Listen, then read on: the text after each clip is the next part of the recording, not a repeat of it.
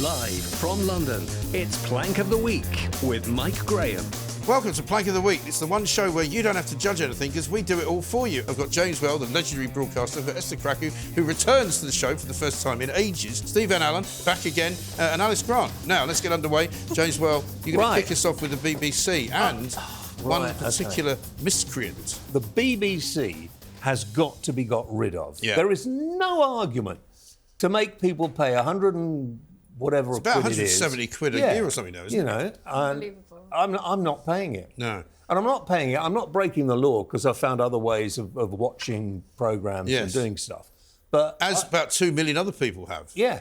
You disgust me. This is a question time problem, wasn't it? No, it's 30 grand they've paid the audience. Right. And not only if anybody saw that appalling excuse for a show that was supposed to be non-judgmental. Right. This is the thing that was with all the smaller parties, right? Yeah. But they had their own presenters and broadcasters within the audience. Right. But the whole audience cost 30 grand. But they also paid them to be there. Yeah. 150 quid each. Yeah. We wouldn't do that, would we? We certainly wouldn't. No, we can't afford to. absolutely not. Well, because we haven't got that kind of money. So the BBC I'm sorry, did you not know? That was a shock to me. The problem is that nobody takes this seriously. Yeah. Even I don't at the moment, because the BBC is a joke. It wastes so much money. And they say, oh, well, we can hardly broadcast. They're ruining their local radio. Yeah, they are. They're just in a complete mess. And quite frankly, it will be easier to close it down. Maybe one national news channel that is not supported I think you made an interesting point about the local radio shutting down, because I actually wouldn't mind paying the licence fee if I knew that the young people had an avenue into media, which used to be the BBC. Yes. But now that's basically evaporated, and they're spending so much money on fluff entertainment, which I don't think is necessary. Fluff entertainment? Yes, Where fluff do you get entertainment. Well, just I don't really want the BBC to feel the need to entertain the public. No. They're supposed to be a standard in journalism. Right. Just do the news, right? Do the news, do the essentials. Right. Maybe if they can cut down on the licence fee, that'd even be better, and give young people a chance to enter the industry. I think. But the thing is, other they've than that, lost their reputation for news, haven't they? Yeah. Because even though I think people abroad still think of the BBC as this great kind of bastion of, fairness, nobody in Britain thinks that anymore. No, I'd actually scrap the licence fee. I think my biggest issue with the BBC is the fact that they're making pensioners pay to watch television. Yeah. And they're not serving us unbiased news, which is their mandate. Right. If you're going to give the people, your customers, a biased product, then why on earth should we pay for it? As if it's like some unbiased national news service. It's not. As soon as they start entering into, political bias and basically completely changing the media story. Well, look at how they've reported the Middle East problem for a start. But they still continually refuse to call Hamas a terrorist organisation. They say that some countries have prescribed them as a terrorist organisation, including the UK.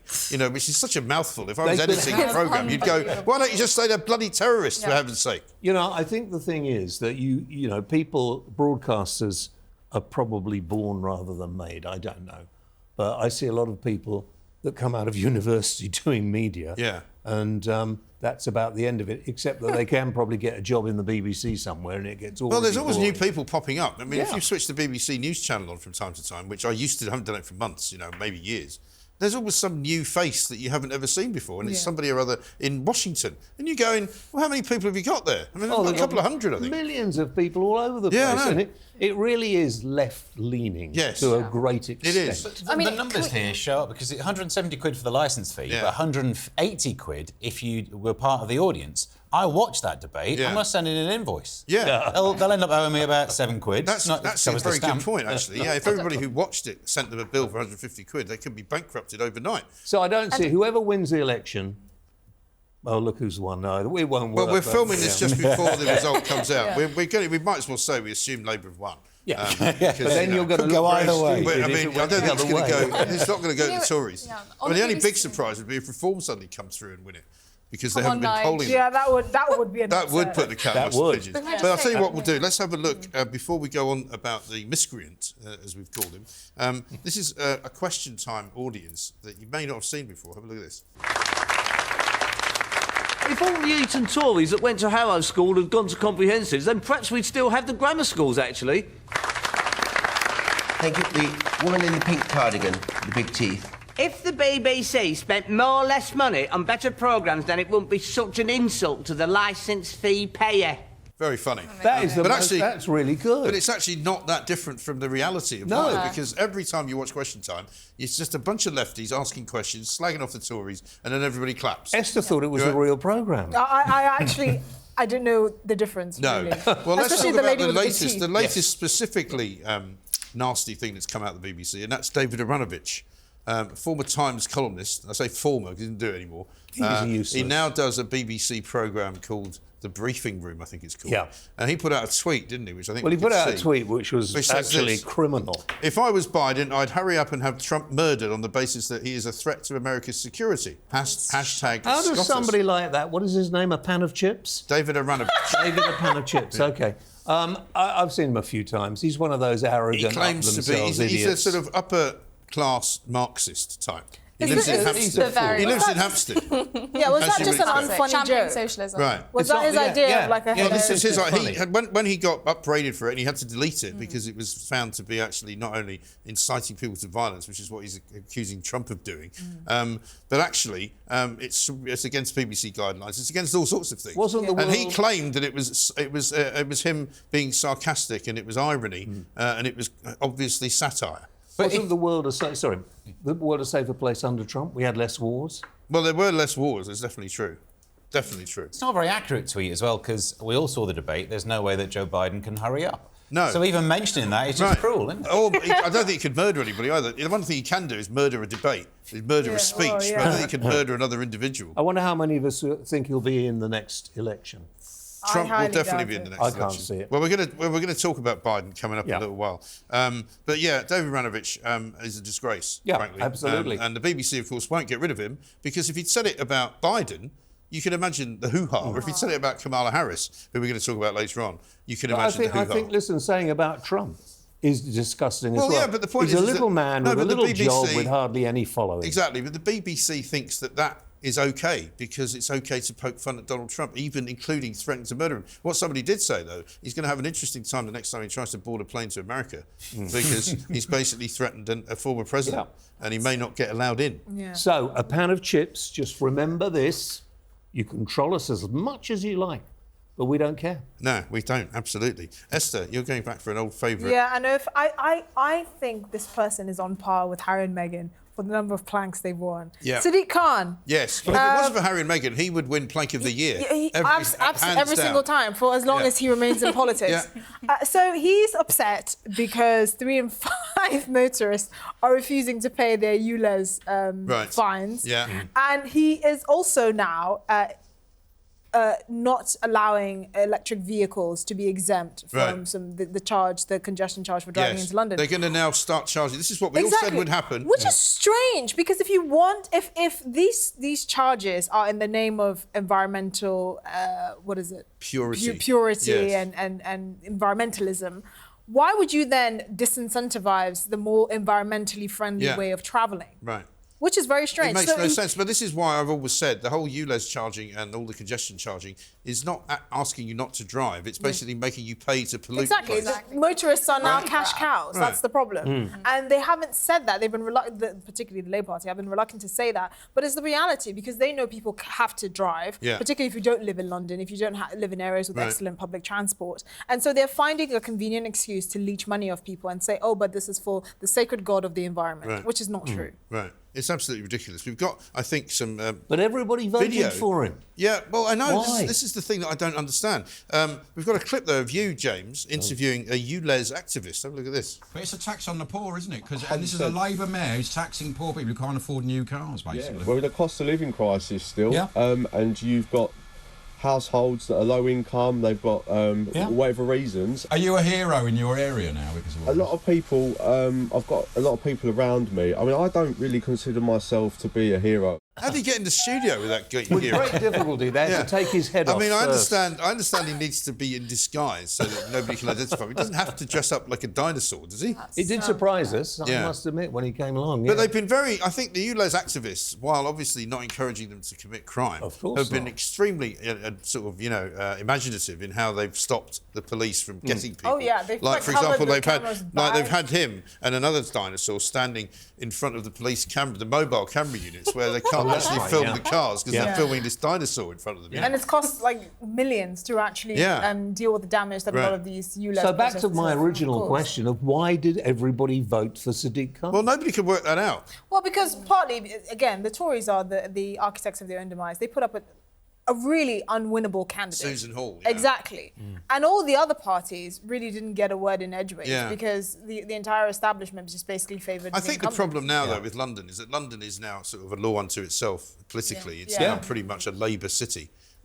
Boris Johnson broke the mould, but before Boris Johnson, it was Labour, Labour, Labour. And it could fit into any other country. Yeah. It's not so really... I think a lot of people literally just vote Labour. They don't vote for Sadiq Khan. They just go Labour, tick, you know? Plus, Sadiq, he's an expert at propaganda and his own public image. He's everywhere. When it's time for his campaign, he's all over the London Tube. He's such a self-promoter and he spends taxpayers' money essentially on promoting his own campaign. So, we had a great candidate in Sean Bailey. And, the Tories he actually nearly actually beat him, didn't he? The Tories didn't fund him enough. They But didn't fund here's his the campaign thing, enough. he's not that brave because he won't come on talk. No, we've asked him about 100 times. Or me or anyone else. He went on Piers' show, but that was a very well-tailored interview. Yes. Yeah, I think he knew that Piers could skewer him. I would not allow. I think that interview was something that he only obviously agreed to it under certain conditions. I think. Yeah, of course. Yeah. And he wasn't actually in the studio, so it was remote, so he could cut out.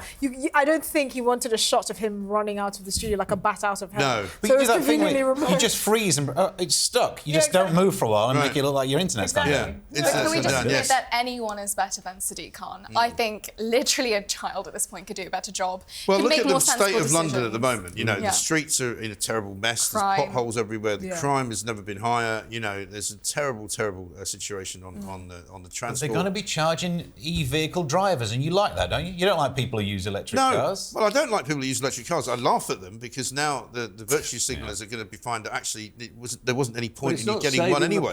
Because one, it's not saving the planet, but two, it's always going to be the case. What do you think was going to happen when people stopped being charged to drive on the roads and everybody got an electric car? They'd have to start charging them. There is this threat of being charged per mile to drive as well, which if they do that, I'm not going the long way around roundabouts. No. If I'm turning right, I'm going straight across. I'm not paying that extra like a fool. I think so. Well, this is the thing. Well, now apparently they're going to start filming you in your own car. Because new cars are going to be issued with all sorts of sounds like very voyeuristic. Yeah. Is that a fake taxi thing you heard about? It's not that. No, but I'm glad that you know about that. This is about how they're going to be able to track how much what your speed actually is while you're in the car. They won't need speed cameras in the future. They'll just log into whatever you're doing. What will happen in the future? There'll be so many of these grotty bikes all over the bloody pavements. Yeah. Lime bikes. What are they, lime bikes? And they're just thrown Well, there's lime bikes, there's forest bikes, there's Santander bikes, there's about 3 or 4 scooter companies. Why have they not prosecuted these companies? Well, they've now been told that you can't just leave them lying around on the street and it's your responsibility to pick them up. Because it's a menace. It is a menace. The automated car, I think that's such a good point because the digitalisation of so much of these technologies, including smart meters, the same thing. They can basically have access to data about you and about your private life. And they can just track everything you're doing. Precisely, which no corporation should have access to. No. And they're going to use it for evil because that's always what they do when they have extra control and extra power over our they'll lives. use it to make money as well, which is even worse. Precisely. I don't mind a bit of evil. They're making money. I don't mind that. They're making money off me and I don't get any of it. I don't like. Steve, you've got Camden Council. Camden Council, yeah. Imagine you're walking around Bloomsbury and you see the statue of Virginia Woolf and you think, what can I do to feel better than this talented and exceptional author? Could I put hard work in and write a book myself? You don't have to. No. They've sorted it out with a QR code where you can scan it and see what views This is a new thing, isn't it? You can scan these QR codes everywhere you go now. QR codes nearly died out before the pandemic and they were rescued by the... It's the worst thing about the pandemic, the QR code. Right. You can now scan it and see what views that she held that are now considered out of date. You also could have worked out that her It's a pretty awful statue, considered out of date. Do that. Have you seen the Oscar Wilde one? It's also an artistic mess. Right. I mean, why bother commemorating She looks like she's had her eyes burned out with a hot poker. That's also what they do because of her views. And you can see that. Yeah, I didn't know that she was such a racist, to be honest. Well, if you look at her... Virginia Woolf. She used the N-word, but only when singing to Kanye West Gold Digger. What are you meant to do? Go quiet? It's the rhyming structure. You've got to do it. Quite.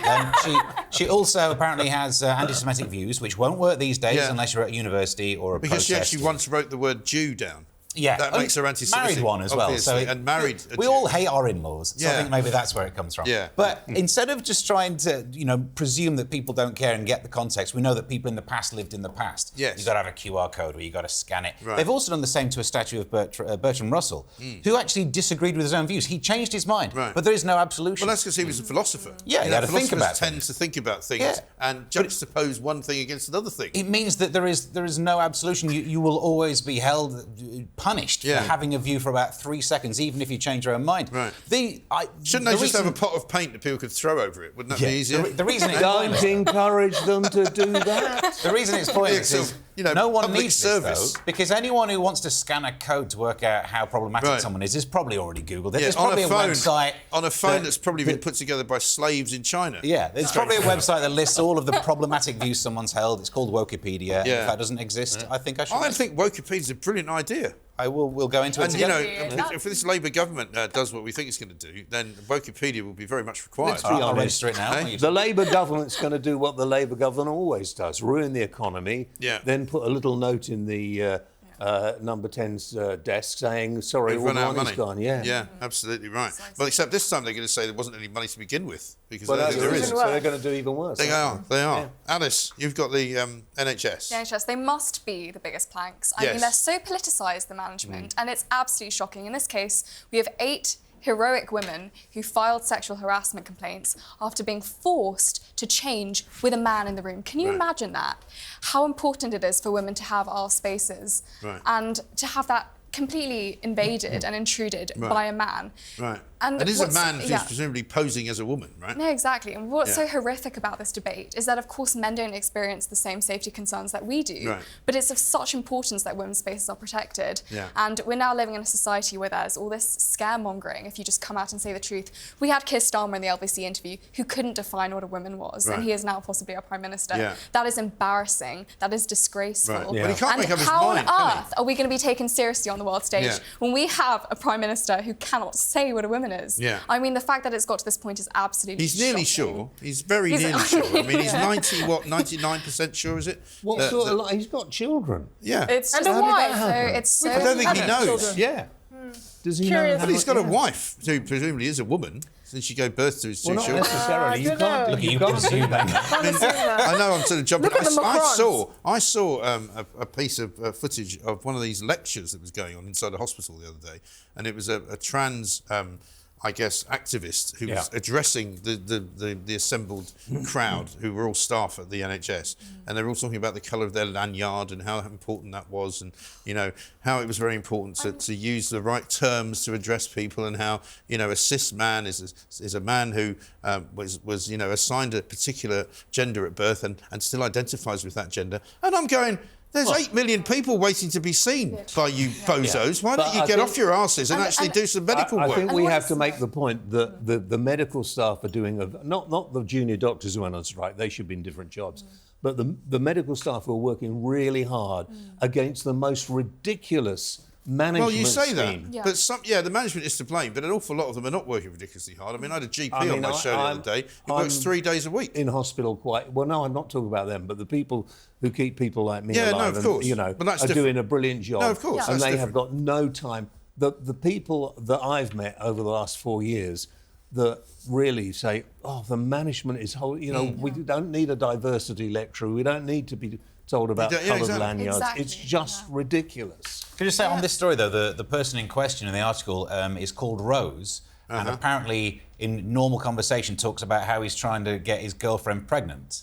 Now, I'm not here to define what is or is not a woman, but I'm saying that's a person who will enjoy watching a nurse get changed. That's shocking. Yeah, that is ridiculous. Well, let's have a look. I think we've got an interview with a couple of these nurses who have complained and who are suing for sexual harassment. We've heard about women, wearing clothes underneath their uniform so that they don't have to actually get completely undressed in the changing room. And to wear a vest and leggings under your uniform in the heat at the minute, it's just absolutely unacceptable. Yeah. 26 nurses wrote a letter to their trust. A meeting then happened with their ward manager and HR. She was kind of told that your staff need to be re-educated. Re-educated. Oh, that's a nice word. Oh my Did you get that one straight from the Maoist playbook? Put us in the gulag then, all of us who can know what biology is. This is on National Health Service, and they don't know what biology is. This is actually... It's so embarrassing. Why are management... Sorry, mate. I was going to say they're nurses. They're probably educated to the correct level where they can spot a donger when they see one. You know what I mean? You would hope so. You would hope so. Why? They might be poking something up. Maybe he's also dressed in leggings and a vest underneath his uniform. Is management so useless in so many ways? In this country, apparently management is actually the disease that's made everything go wrong. Maybe we could swap NHS management with BBC management. Yes, good idea. That works. But you know what's also so bad is that our politicians' solution to this is always just chucking money at the NHS, you know, pledging billions of pounds to it. It doesn't need any more money. No, it needs better management. I mean, any single business owner or anyone who's any interest in business or any basic knowledge would know that you can't just keep common chucking sense. And you know, people do care about the NHS so much. It is our beloved National Health Service, and it could be so much better if it was just managed correctly. Well, it couldn't be much worse, to be honest. And I know I take James's point, and I know that you're right about what you talk about, but you're in that, particularly in sort of cancer care and stuff like that. But their actual cancer survival rates are awful. I know. If you look around the rest of the world, but it's not their fault. It's not their fault, but what it is their fault, the system's fault, is that people don't get referred soon enough. Once they get referred, they don't then get seen the second time quickly. That's because we don't have enough GPs. We don't have enough. Well, we do actually. Well, it's just they're working 3 days a week. Yeah, no, exactly. You try and get an appointment. I had a letter. I had a health scare myself a little while ago, and there's a letter where they said because you were an urgent case for the test to see what's happening, you should be seen within 2 months, and then they tell you the date of the appointment, and it was like the following January. Why even put it there just to scare me even more? I should be seen in 2 months, and now I get seen urgent. Yeah, this case is urgent. See you next year. Good luck. I mean, if you don't die. Right. Do let me die. That's the thing. The GPs now operate on that basis. Come back next week if you're still alive, and if you're not well, we might give you something then, but we're not going to give you anything now. It's got worse and worse and worse. I was lucky when I was re-diagnosed with cancers about 5 years ago, and they saw me fairly quickly. Yeah. Well, if they hadn't, I wouldn't be here now. No, exactly. That was exacerbated by COVID, which was also incredibly badly managed. And our politicians did, again, absolutely nothing to help the NHS. Again, just chucking money at it, making us clap outside our doors. It is. I didn't do that. Miserable. Look like a seal. Alpha male, Mike Graham. But that's the thing. We can't. To ignore the problems is going to be so damaging in the long run. Yeah, and absolutely. It's ridiculous. Really well, listen, we've come to the end of the first section, so thank you very much. They were all very, very good nominations. Coming up in the next section, we're going to be talking about politicians again, not just here, but over in America. So you'll get to talk about Mrs. Kamala Harris, and also, of course, one of the politicians here who's going to be named as a top hypocrite by me. It's all coming up on Plank of the Week.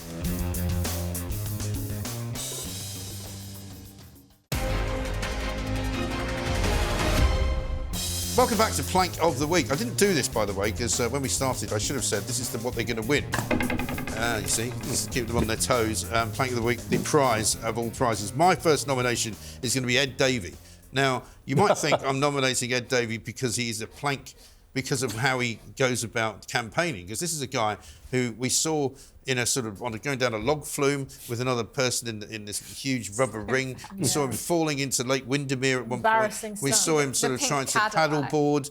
We saw him trying to bungee jump. I mean, basically anything that he could find that would look ridiculous, he managed to do. But I'm not nominating him for any of those reasons. I'm not even nominating him for going to, I think it was Thorpe Park he went to, or what's the other place in... Chessington World of Adventures. Alton Towers? Alton Towers, I think, I think he went to one of them anyway, and he took his hapless kind of, Lib Dem mates with him, and obviously not all of them enjoyed the roller coaster as much as him. There's a couple of them looked as if they were about to puke as they were coming down the thing, and they were kind of sitting there looking very green. But it wasn't for that reason. This was something that he did just before the election, sort of final weekend when everyone was campaigning, and he suddenly ended up in somewhere off the coast of Scotland. So he went to some remote island, and we've got the clip, I think. Let's have a look. Flew here in a private jet, I understand. Should you, as somebody who's just done that, be paying more tax? Well, Liberal Democrats believe that private jets should pay more tax on those flights. That's what we're proposing. Now, it sounds a bit silly. I had to get here. It was the only way I can manage to come to this wonderful part of Scotland and actually be with my children as well at the same time in a short period. It sounds a bit silly, but that's what it is. The key thing, though, is Liberal Democrats are standing up for our environment, and we do believe that private jets should pay more tax. So the key thing is that they're standing up for the environment. Don't worry about the fact that he's taken a private jet. Don't worry about the fact that their policy is to actually make private jet owners and users pay more tax. The key thing is that they're standing up for the environment. I mean, can you believe the hypocrisy of If you these can people? pay for it, you can do it. Yeah, but also his reasoning being, oh, well, the thing is that, I couldn't have got here any other way and I couldn't have got back in time to see my kids. Well, nobody can do that because we can't all afford to fly around a private jet. I'd like to have gone to Germany to watch the England game and get home in time for dinner, but I don't have a private jet, so I can't do that. If I go to Germany, like most people, you have to stay over and come back the next day. I mean, what's wrong with these people? One more for me, another for the... I do find it strange that, listen, private jet owners are not the people at the top of my list for sympathy. However, I really question what he thinks the point of taxing private jet owners is. Surely, if it's for the environment, you just ban it altogether. I don't understand this logic of save the environment by giving us more of your money. Yes. That doesn't make sense to me. The fact remains as well, if you want to be I don't mind if people have private jets. I'm sure they pay quite a lot of tax already. Exactly, But at the end of the day, if the Lib Dems policy is to put more tax on them to stop people from using them, you don't bloody well use one, do you? Well, yeah, exactly. Why are his family up on that island? I think he meant by that he could get up there and back to his family. Oh, right. In the same day. Well, then that's no excuse, is it? Well, of course because it's not. if you're going to be a member of parliament and a leader of a party, like flipping stupid idiot Keir Starmer, who stops work. Could be the Prime Minister. Who stops work at 6 o'clock on a Friday. Which was David another Cameron ridiculous said the same story, thing wasn't to it? me, to be fair. Yeah. Just before David Cameron became the Prime Minister, and I was interviewing him, and he said, "No, I'm not going to disturb my family life," or something along those lines. How wrong he was. While I was talking to him, no, he's going to destroy everybody else's family life. His advisor, because they always have an advisor sitting in, don't they? His advisor said, "Can we stop the tape? Yeah. Can we not ask that question?" I left it all recorded in. Yeah, good. Quite right. Well, these politicians, again, they come out with all this garbage. And, Keir Starmer spent best part of 2 days rowing back from saying what he said to Chris Evans, in this very building earlier this week, where he said, pretty much nothing gets in the way of my, 6 o'clock deadline. I spend that rest of my time with my family. I mean, nobody believes that, but everybody jumped on it and used it as a stick to beat him with. And you think, well, why would you even say it? Yeah. I mean, the fact that most people are working, therefore harder than the Prime Minister, is in itself shocking, especially when, isn't he so big on public service and being the servant of the people? He keeps saying service, and yet he's like happy to just sit back and relax on a Friday. She says that a lot, doesn't I mean, she? to be fair, service. Unless you're prepared to work all hours, you won't make a very good Prime Minister. No. And he'll probably have to be dedicated to your country, you have to be dedicated to your people. That's why you're in the job. It's because you care, surely. Obviously not for Keir Starmer. You can't imagine sort of the head of the... Yeah, but you know what his dad did, don't you? I don't know. Never made a tool after 6 o'clock, no tools. He was a tool. Tool-free home after 6 p.m. Yeah. He was... With the exception of a son. In fact, did he own the tool-making company? Yeah, he was.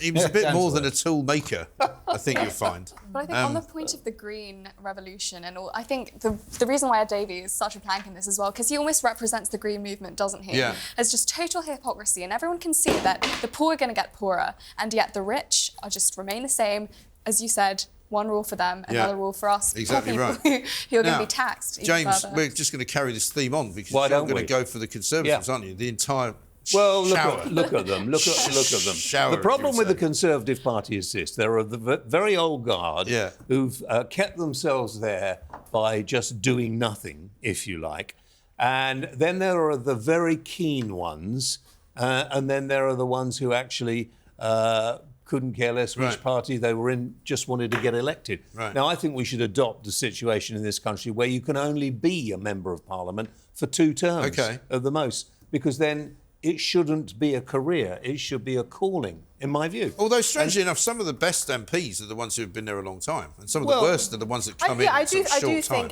as a job, the more experience you have in a job notionally, the better you get. I do think though there is an argument to be made about the selection process. You don't want people that are being selected because they were your roommates in Oxbridge or Eton. You want people who've run businesses from different walks of life, who've actually lived lives that haven't just been funneled from Oxbridge to being, and Maybe working with an nobody MP or a under civil the servant. age of 30. I don't think age is necessarily a problem because if I would trust a pig farmer from Staffordshire who's 28 over some of the wets that we have in Westminster. It's about life experience. It's about what you can contribute. It's about understanding the country that you're governing. Probably she does. Do you? Do I know a pig farmer? Do you know a from pig farmer in Staffordshire? Just You want wondering. to wave? Say hi. Great. great. Yes. His name is Willis. The thing about, I nearly said the thing about pig farmers. The thing about the Conservative Party is... But haven't they just destroyed themselves? They've destroyed themselves by destroying... I'm sorry to say this. I think Boris would have done a lot better job if he'd still been there. I don't know. I don't know. He came back right at the end of the election period. It's like resurrecting it was kind of like, it was like the night of the living dead. Because he made out like nothing had changed. It was like, oh, here I am. And I'm just going to be exactly the same. To really annoy everybody, we need a new Margaret Thatcher. Yes. And when somebody of her standing, none of these stupid, wet little MPs would have allowed the civil service to dictate to them the way they have. And that's one of the biggest problems we have, the civil service of running the country. But they've allowed it all to happen in the last 14 years. And they have, chipped away. And the biggest, I think, one of the biggest miscreants, and we use that word again, in the Tory party was David Cameron and George Osborne. Because they became convinced, we have to be nice and green. We have to be more centrist. We don't win if we go right wing. And that's why they lost the audience. Because the audience actually wants right wingers. Yeah. I mean, sorry, look at these people with backbone.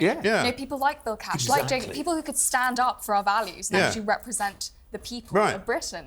Not left. Or at least represent the people of Britain who want that. I mean, Well, that's what we voted for Brexit. That was a clear mandate. And yet, what did we get afterwards? A Prime Minister who didn't believe in it, followed by Boris Johnson, who apparently did, but then basically just, shoved us withdrawal agreement, which was essentially Theresa May's. We haven't had a single politician to actually stand up and who actually believes in Britain, who believes in the people's mandate. The interesting thing is now Europe is following what we did.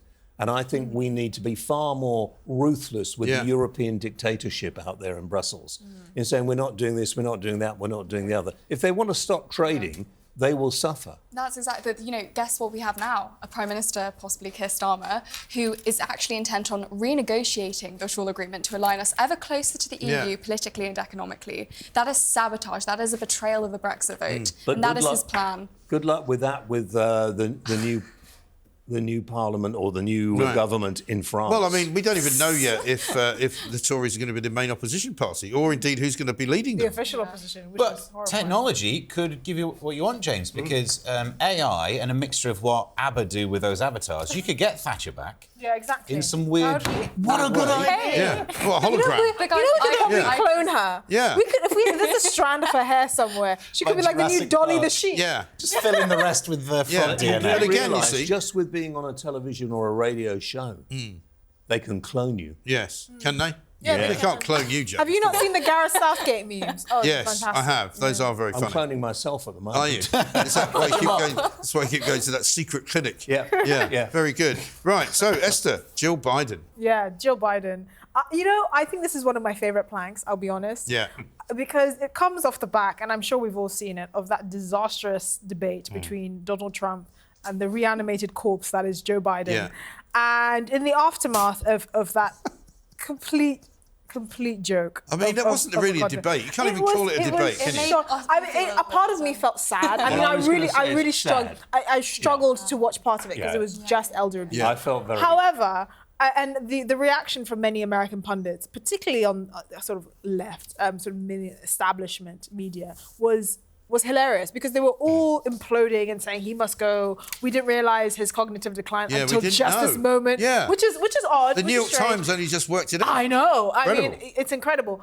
And then we have Jill Biden, his wife, who after the debate was apparently, she probably had sort of earplugs and a blindfold throughout the debate, clearly. Right. Because she said, you did such a great job, Joe. One of those booths they used to have in the old quiz shows. Exactly. Right? Because he answered all the questions in a presidential debate where he's vying for the re-election by over 300 million He's trying to prove he knows what he's doing. We've got the clip. Okay. Let's have a look at the clip first. Here we go. Joe, you did such a great job. You answered every question. You knew all the... And let me ask the crowd, what did Trump do? Lie! Yes. Joe's going, want her who's this woman? What's she doing? His expression is just like... completely lost, completely... I mean, there is no... Listen... American politics is about to get very interesting. I'm just going to put it there because there's no way but you can convince anyone this man is sentient. Should be said. Yeah. And I was very impressed with the way that Donald Trump held himself back. He didn't need to do anything. And he just let him talk. He could have bullied him a lot, and he did. But they did have that agreement, though. That would have looked bad. But one of the reasons the debate was so hopeless was because they also agreed that they wouldn't be able to talk over each other. So it was silent microphones for whoever wasn't talking, which doesn't make for a very good spectacle, right? No, but I think this was it was so perfect, so well done, because all you had to let Joe do was talk. And he exposed himself in a way that no jab from Donald Trump would have. Right. And now the Americans are in a situation where we either elect a lunatic or a dead man. Well, there's always Kamala Harris. Which is, I mean, I'm waiting for you to talk to me about Kamala Harris. I mean, because, you know, the thing is, I find Kamala Harris a bit of a phenomenon, because up until this point, American vice presidents have kind of not really, they've never emoted any emotion. Not really, They've just been in the background. Like, I mean, no one even had a visceral reaction against Dick Cheney, who was probably the most consequential vice president ever. He was. But Kamala Harris has managed... used to be portrayed as a speck of dust in the Doonesbury cartoon. He was that insignificant. No, but this is the thing. And yet you have Kamala Harris, who has consistently polled lower than Joe Biden, just for existing. Just by virtue of being... That shows how unpopular she is as a politician, beyond everyone's wildest expectations. And she is likely going to be the next president. I don't see how they can pass over her, because if they do agree to get rid of Biden, they sacrilege. have to give it to her. It's sacrilege. But it'll be an absolute joke. But this is what you need to see, because this kind of sums it all up. And Joe Biden, this is around the time of, I think it was during the debate. Have a look at this. You can't be pro-insurrection and pro-American. Donald Trump lacked the courage to act. The brave women and men in blue all across this nation should never forget that. And he didn't blink for 17 seconds. Well, that's the thing. It looks like AI. Right. Yeah. Really sad. Well, Chuck assures me that it's not AI. Wow. It's definitely real. It's Jim Henson's workshop, But, isn't it? but apparently the Democrats posted it, and apparently one of the things that happens to you when you're on certain types of medication, like for ADHD, like Adderall, is you don't blink. Okay. Apparently, and so that's the accusation that he's been given. Can you imagine how absolutely disgusting and morally corrupt the Democratic Party must be to do that to someone, to push them out, to force an elderly man to have to pretend he's fine on these debates and things? It's just disgusting. It is disgusting. And I had a couple of Democrats on my show this week. Two of them. One of them said, "Oh yeah, it was disappointing." But he just had a bad night. And you're going, how is it possible for you not to see what everybody else is seeing? There's another debate coming up in September. I don't think he's going to make it, though. I think they're going to pull him at the Democratic National Convention. I think that's where it ends. Pull the plug. And just... Well, they could. I mean, because let's face it, this is a guy, and we've got endless footage of him falling up staircases on planes, falling down flat on his face, falling off a bike. I mean, what's he going to do between now and But he could August? hardly talk in that debate, and that was worrying. I felt sorry for him. But had they spoken over each other, you'd never have heard a word. No. And that's probably No, why I get that, said, but it's partly why it was kind of accentuated how bad he was. Because if he had been interrupted, he would have actually not looked quite as bad. But I don't understand why they couldn't. I mean, presumably they could have another vote within the Democratic. They can't do it that way. Can't they? No, there's only one method by which they can have him removed, and it's quite comcomplicated and it's never been done before. Yeah, unless he voluntarily He basically resigns. has to voluntarily step down. Yeah. And then he can give his votes that are from inside the party to somebody else, the delegates to somebody else at the convention, and then that might be Gavin Newsom. But I don't see how they can give it to him over Kamala, because they'll go, well, hang on, you're now going to pass over this woman, because don't forget, they've never had a woman. Useless, isn't she? She's terrible. I actually looked at a couple. She's less popular than. I looked at a couple of her clips, and I didn't even know what she sounded like, really, because you never hear her voice. Yeah. Have you heard a cackling laugh? Yeah, I have heard that. She's got this phrase as well, which she repeats over and over again. I think she thinks it's so clever. Yeah. Like she's like the generations. It's something like to go there without fear of what went before. Or something. It's very. It's kind of. It doesn't make any sense. She's got a like PR a motto manager. for Google Maps. I'm sure she has. Exactly. Right, so that's it. My goodness me, we're getting through these. We've got North Carolina University coming up with Steve. Another two universities, a London University as well. And of course, I've got the final nod. And my second nomination, you're going to like that one. It's all coming up on Plank of the Week.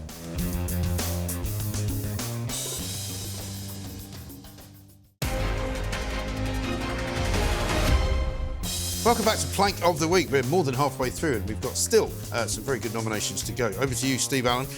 We've got North Carolina University.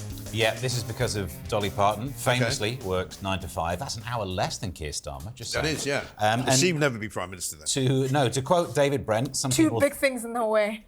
Thank you very much for that. I expected you to lower the tone earlier than this. I'm it's saying, taken you this long. it would be a bit distracting. Yeah. She may not fit on camera. No, quite. Although, I mean, David Brent said some people think she's just a big pair of those. No, there's something else that she's famous for, not just the song about the rainbow. Right. She's had this scheme for like 15 years of giving books to children who can't afford books. Right. This is win-win, like isn't Dolly it? Parton. Surely no one can find something bad with this. In fact, this is the week when our children's poet laureate said that reading was an invisible privilege. Don't really know what that means, but I could look it up because I can read. So I see maybe he's got a point. But there's, at the university, there's... I don't even know who our poet laureate is now. We had a new one this week. Right. I didn't bother to remember. I didn't bother to remember his name. It was on the news. Is it not that woman still? Isn't it a woman? It's a bloke this week. Is it? Yeah. They get replaced every 2 years. How dare you assume his gender? Well, that's true. I've not looked into the hood. But in this particular case, there's been a criticism. Really? There's Jennifer Stone, who's a language pathologist. What? What is that a thing for dead languages? Thank God they're still language around. pathologist. What would we do without those? They cut up books and look what Yeah, killed maybe. them. Yeah, that's probably what they do. It sounds like they should just deal with dead languages, but she's looked at English. She said that this scheme is white saviorism. What? That's a new one. And here's the problem. The problem is that it perpetuates the white stereotype, the heteronormative cis format of a family. I can't look that up in a dictionary because I'm sure most of that's not even in there. Yeah, heteronormative is one of my favourite words. I love it when people use that. It makes dumb people think they sound smart. Yeah, it does. It's a made-up word. It means nothing. Literally means nothing. Right? But how giving books away can be some kind of white privilege? To people who need it as well. Yeah. They prefer to burn them, I think, these people, I don't think they? I might be falling for a scam. The idea that you're sat in a university and you think, I need to write something that the Daily Mail will absolutely lose itself over. Right. Because surely no one can think this is the problem with the world. Right. Free books for poor kids. Right. That can't be the problem, can it? No. So, but anyway, so this is the world we now live in. That she's a white.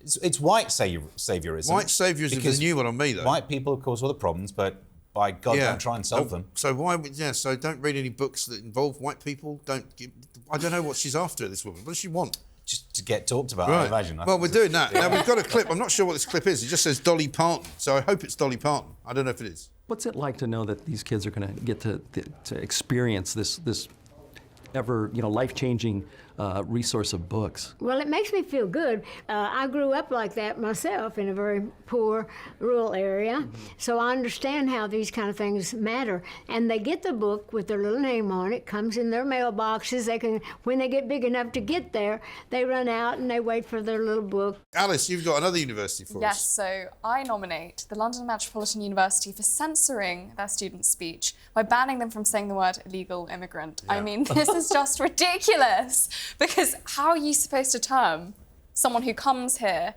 illegally as an immigrant? I mean, it doesn't make any sense. But I think this is particularly interesting because this issue has obviously skyrocketed under the Conservative government in the last 14 years, especially in the last 1 year. Well, it's another one of these examples of people trying to invent words and invent different language. Remember when the Americans got in trouble for saying illegal alien? Yes. Yeah, and that they all lost their minds. And we keep it actually quite classy by saying illegal immigrant. Yeah, I know. Or we could say like illegal expat. Can we call them criminals?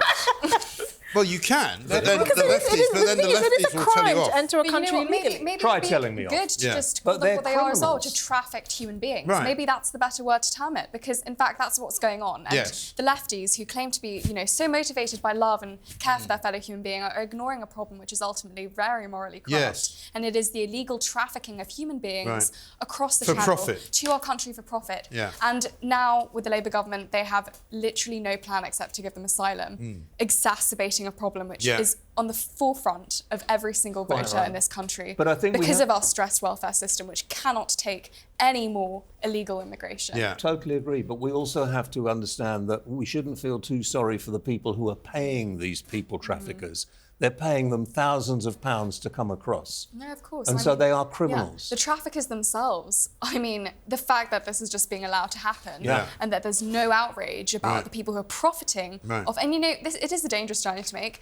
Many people But let's die. not forget, though, Keir Starmer's threatened to smash the gate. I don't know why he has to use such terrible language. You know what's so Smash the ridiculous gate. as well, that he always keeps talking about his past as a barrister. I did this, I did that, I tackled, He defended a lot of unsavoury people. I mean, That's what he no did. one cares about your past record when it's what you're going to do in the future with a problem which is ever more prevalent. And well, I think he's going to find in his first week in charge that there's going to be quite a lot of people coming over the channel because the weather's going to be quite nice for a start. But he's going to the only thing we know that stops They're coming to congratulate him. Yeah. Like, you're my guest. And we're going to vote Labour as well. The worst thing is that we're going to see an increase as well, especially because of the Labour government, because people will think, OK, great, no rules now. They're basically an open border party, which they've always stood for. Right. And who knows what else could happen? I mean, they've always been the party of free movement, of open borders.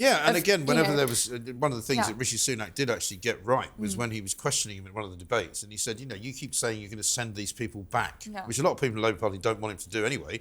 But he's like, well, where are you going to send them back to? People from Afghanistan, you can't send them back. You can't send people back to Syria. You can't send people back to Iran. So where are you going to send them? And he sort of didn't have an answer for that. He doesn't really know where he's going to send them. There is no answer because, there are maybe upwards of 1 million people in this country illegally. Yeah, probably. Yeah. Doing what? Did you see that story as well this week where there were 200 migrants who were detained in a detention centre awaiting deportation to Rwanda, but because of the fact that they were expecting Labour to win the election, they all got let go. Some judge went, well, they're obviously not going to get sent to Rwanda. Labour are obviously going to win. The civil servants came in and said, yeah, absolutely, just let them all out. Has the judge been sacked? No. He should have been. Well, he's probably been promoted. So now we've got 200 illegal migrants running around and nobody knows where they are. The big issue is that we are still signed up to the ECHR, the European Court of Human Rights, as if human rights started with them and not, in our country for hundreds of years already before. But the problem is that we are part of this agreement, which means that we actually cannot deport illegal immigrants. This is shocking. We just have to go. All we want is a basic right of security of our national borders, and we don't have that because of the ECHR. We have people sleeping on the streets in this country, people who actually fought for this country. And we don't look after them, where people come in here as criminals and they get put in a hotel, given a credit card and a mobile phone, and they can live great. And there's a guy living in a car park near here. It's a huge injustice. It's shocking. Find anywhere else it's absolutely shocking. It's really unjust, and I think that's what the British people don't like. Well, we you'll like be pleased fairness. to know that we'll be continuing with this theme, because coming up next, I'm going to be talking about a certain music festival that happened recently, which I'm going to nominate as a plank of the week, and you know exactly what I'm talking about. It's coming up right after this.